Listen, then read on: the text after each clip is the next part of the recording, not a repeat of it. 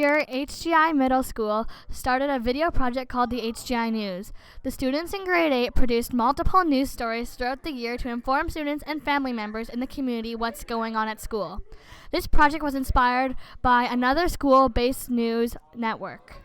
Basically what happened was we were informed about a news broadcast out of Hawaii called Hikino, and it was basically a statewide news thing put on by all the schools that wanted to participate in Hawaii, and they would each make news broadcasts, and an organization would take the best ones and make one newscast for the whole state of Hawaii. It's a good nonfiction writing piece for ELA, and it makes it so that kids can, as part of that, select news stories that are of interest to them and or interest to the school, and inform the community of what's going on in the school and around in the neighborhoods.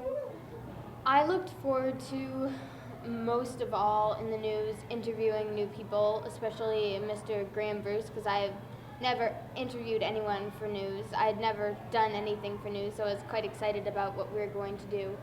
I remember going to the theater, the new theater, and going to the VIP section and interviewing the manager, and I was the one asking her questions.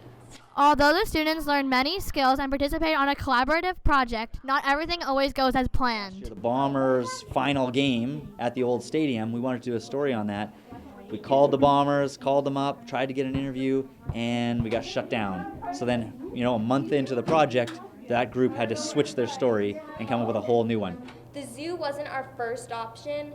It was our second one because we had first picked out Sky Zone to interview. And so I emailed him. Still don't have a response. Most difficult part about making the news is learning to film and edit the stories so that they look like real news stories. At the end of the school year, HGI, along with 6 other schools, was presented with the Ken Spencer Award. The Ken Spencer Award is a nationwide award that recognizes schools that are innovative, compassionate, and have creative ways of teaching. Each year, the Ken Spencer Award continues to grow with applicants from across Canada. They get about 100 to 150 applicants each year.